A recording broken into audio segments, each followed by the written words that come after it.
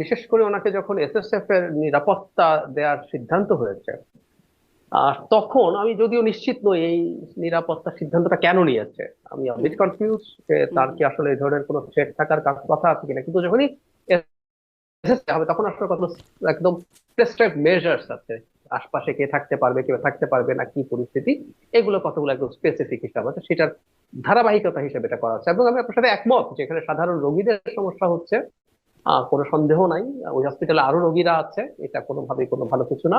আবার আমরা বাংলাদেশ তো, মানে বাংলাদেশ হঠাৎ করে যে আর সব দেশের মতো খুবই অ্যালার্ট হয়ে যাবে, খুবই সতর্ক হয়ে যাবে, যেমন আমি আমার এক্সপিরিয়েন্স আপনাকে শেয়ার করি।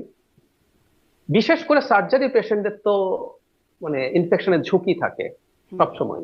মানে সার্জারি ওয়ার্ড গুলোতে বা পরবর্তীতে ইভেন পার্সোনালি আমরা দেখেছি যে আত্মীয় স্বজন কাছের মানুষ তাদেরকে আমরা বলেছি যে আপনারা যত কম আসবেন তার ইনফেকশনের ঝুঁকি তত কম থাকবে। কিন্তু আমরা এগুলো করি, আমরা এগুলো করি, এই ধরনের, এটা আমাদের সংস্কৃতির অংশ। অন্যান্য ক্ষেত্রে আমি এটা মনে করি না যে তার কোনো অন্যান্য ক্ষেত্রে যাওয়া জড়িত কারণে মেজর সংকট।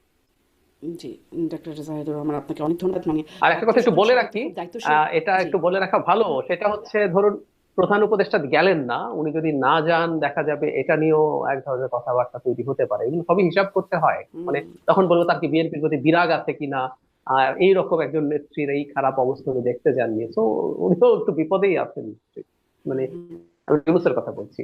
সবাই আসলে কথাবার্তার একটা প্রয়োজনীয়তা অনুভব করেও হয়তো যাওয়া। আমি ব্যারিস্টার ফুয়াদ, আপনার কাছ থেকেও একটু এটি জানতে চাই, আপনি কি এই এই যাওয়া, দেখতে যাওয়াটাকে দায়িত্বশীল মনে করেন কিনা, এর বিকল্প করা যেত কিনা? কারণ নিশ্চয়ই মানুষের প্রাণ শুধু বেগম জিয়া না, বেগম জিয়া তো আছেন বটেই গুরুত্বপূর্ণ ব্যক্তি, তাছাড়া আরও ব্যক্তি আছে। ছোট্ট করে যদি বলেন, আপনার কাছ থেকে আমি ভিভিআইপি বা এসএসএফ নিয়োজিত করার বিষয়টাও একটু শুনতে চাইবো।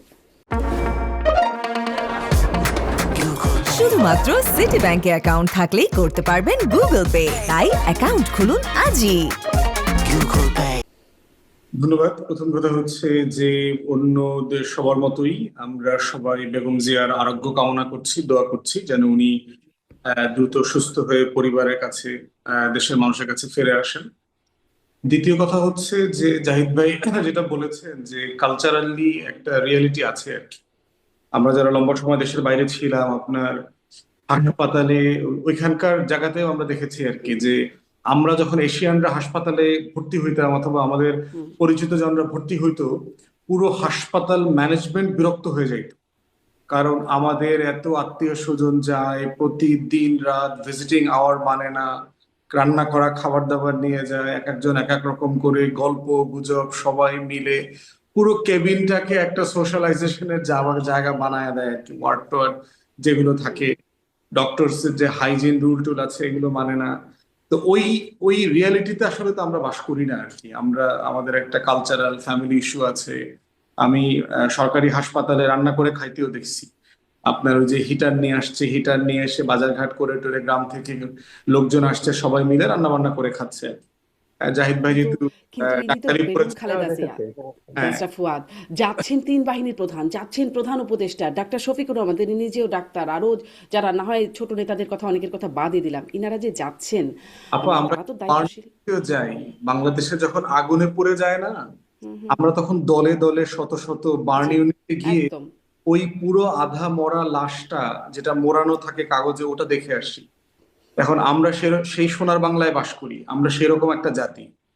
এই জন্য হচ্ছে যে ওই ফেনোমেনাটা তো একটা বিষয় আছে। দ্বিতীয় দেখেন যে আমি নিজে আহ বসুন্ধরা দিয়ে গত কদিন আগে আসছি, একটা টকশো করে ফিরতেছিলাম, তো দেখলাম যে রিক্সাওয়ালা থেকে গাড়িওয়ালারা সবাই খুব বিরক্ত প্রকাশ করছে। এত ক্যামেরা, এত লোক, এত জ্যাম হয়ে গেছে।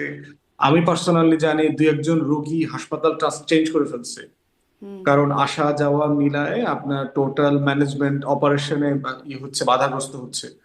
বিএনপি কিন্তু দলের পক্ষ থেকেও নেতাকর্মী থেকে শুরু করে দেশবাসীকে রিকোয়েস্ট করছে আপনারা এখানে না আসেন, ভিড় না করেন, কিন্তু এটা তো মানা হচ্ছে না।